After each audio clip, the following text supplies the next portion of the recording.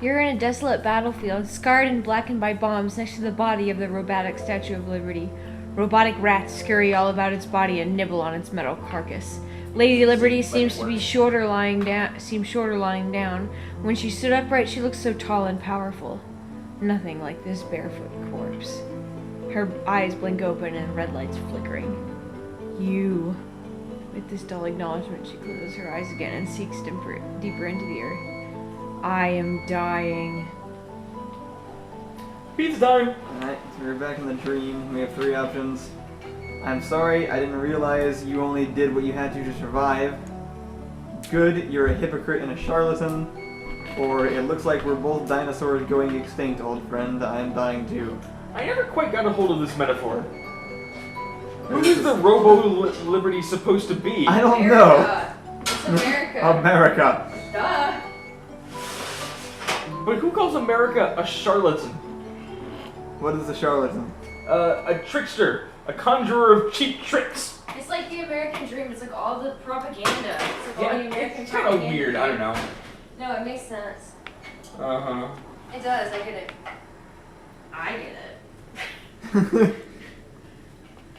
So, that one seems weird. Are we sympathetic towards America for, like, oh crap, we lost to China? Votes for 1, for 3, and 2. And Burnell says number. Are we like, crap America, sorry you lost to China, I guess that was partially my bad? Or are we like, yeah, times are changing and stuff. Those just kind of stroke out. Those are my summaries. What'd you say, Rachel? Screw your imperialist capitalist agenda, America. I don't know. We didn't really have that. We just kind of got steamrolled by China. The first one says, I'm sorry. It does seem kind of apologetic. No, we've already done all the things. But, I mean, I think 1 or 3 personally. Well, yes, those are the choices. I'm talking, which one between those two? It's Kyle's fault. So, Probably. Let's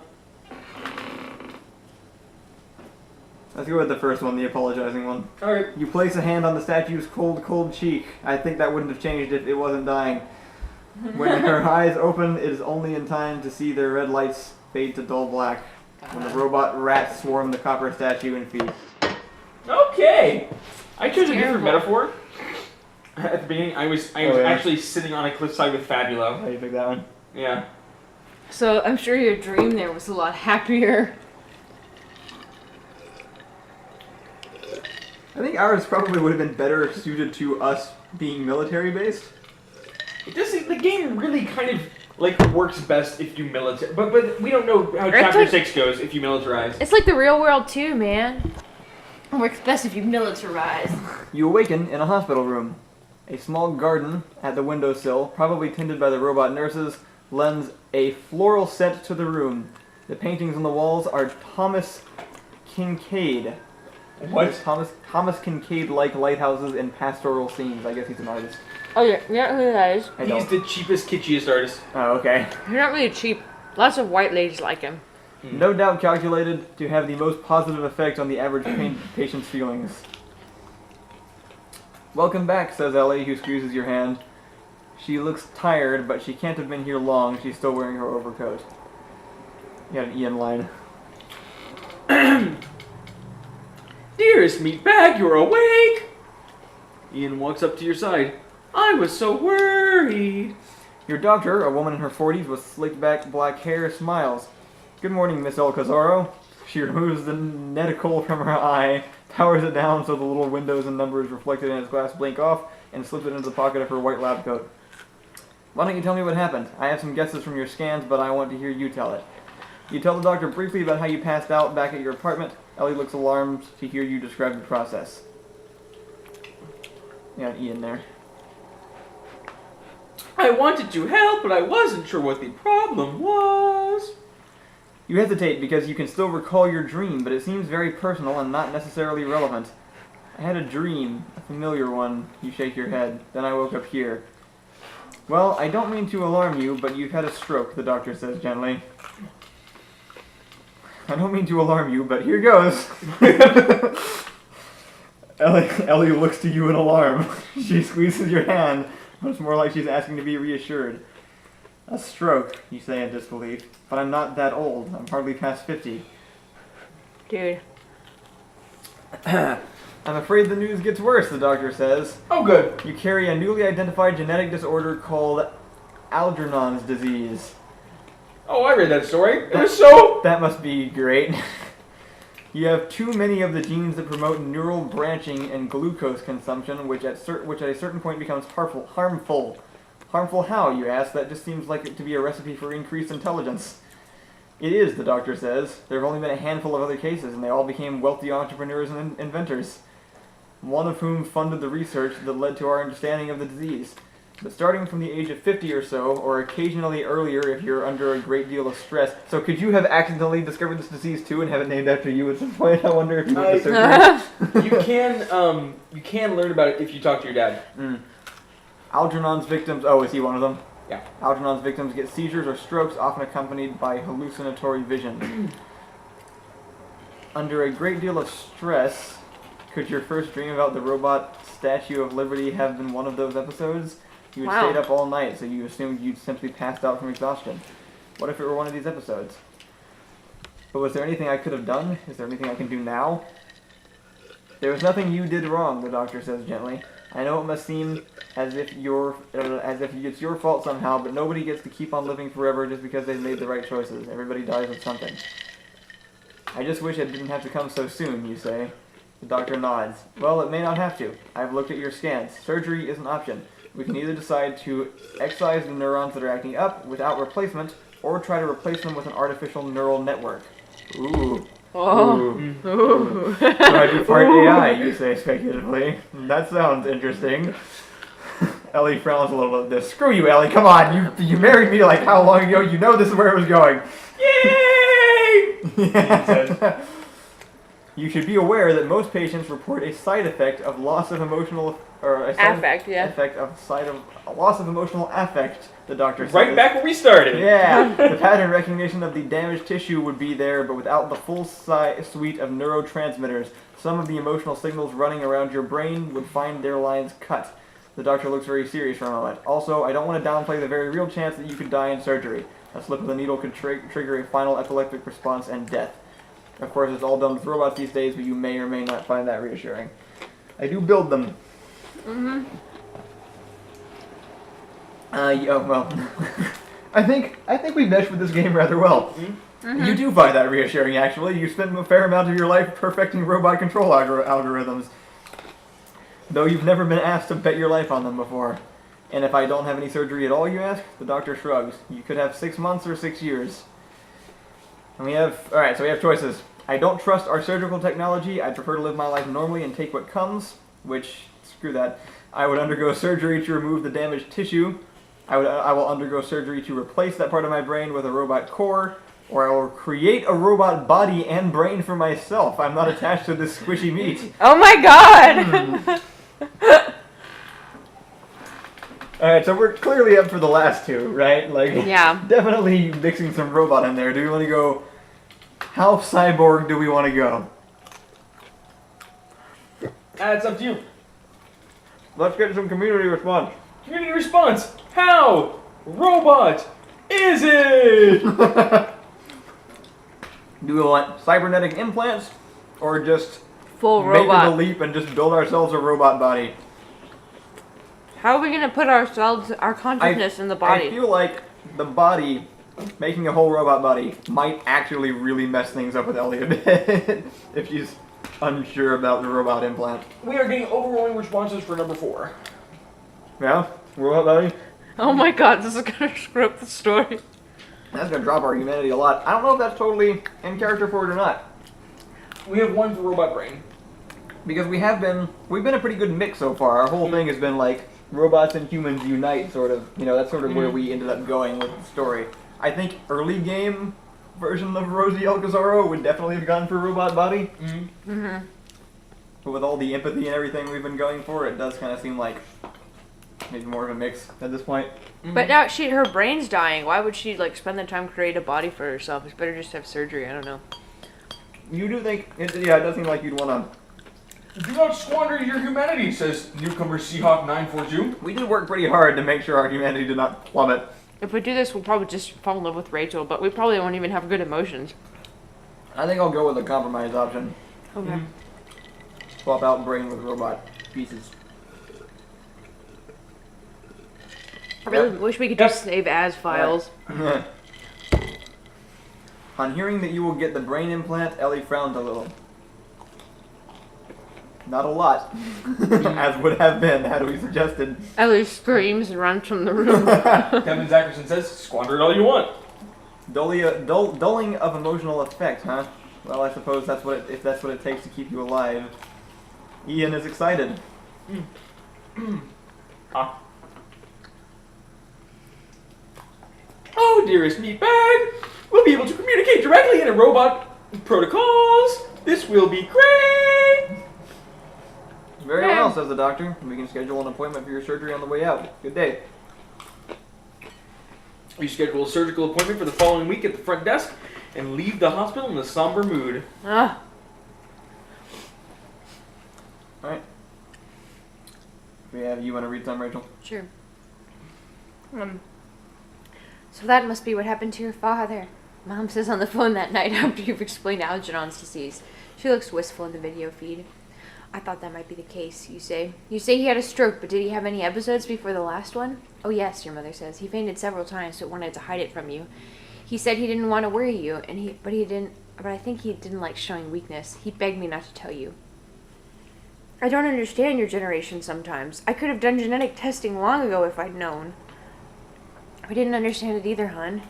You're used to living in a world where everything is under control and makes sense, but medicine just still isn't there. Old age is full of things coming out of the blue to get you. There's this old saying, old age isn't a battle, it's a massacre.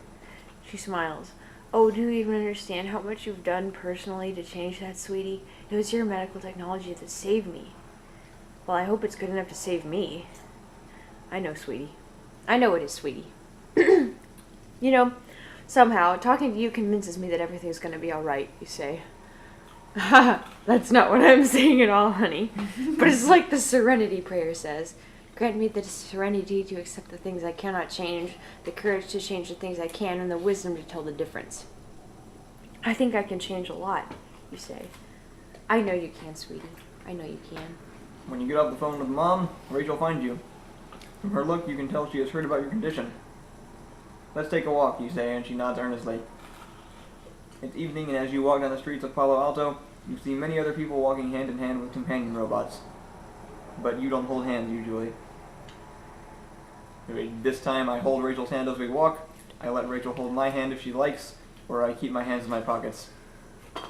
Being boring, go middle of the road. Middle? Mm-hmm. I feel like if you have in your mind that you're gonna let someone hold your hand, I feel like you should just hold their hand. Because this is like, it's sort of like commit or don't. Like, this will just make her feel a little wishy-washy about it. I feel like... That's been the way we've been treating Rachel, though. Like, wishy-washy has been the name of the game. We can treat Rachel better. We're dying. Except for that whole, 5 years she spent in prison thing. There was nothing wishy-washy about that. Alright, hold her hand. Mm-hmm. Rachel looks surprised but relieved. She squeezes your hand. I don't know what I'm gonna do when you're gone. Rachel says. Seeing your look, Rachel adds, Oh, of course I'm going to miss you. That goes without saying. But ever since hearing the news, I've been worried, sick of not just about you, but about myself. And when they wouldn't admit me to the hospital, that just drove home the point. They wouldn't admit you, you say? That's absurd. They admitted Ian. The laws are different for a companion robot, Rachel says. Ian is your personal property, grandfathered in from a time before companion robots existed. I'm different. Not quite human, not quite a thing. Rachel gives you a tormented look. What's going to happen to me? You're not always going to be here. Alright. We have life advice options. We have, why don't you start a restaurant? You've always been interested in food. I feel like it's dodging the purpose of her question a bit. I want you to take care of Ellie when I'm gone. I want you to take care of Ian when I'm gone. Do you think you could take care of Mom when I'm gone? Or, this is all irrelevant, I'm not going to die.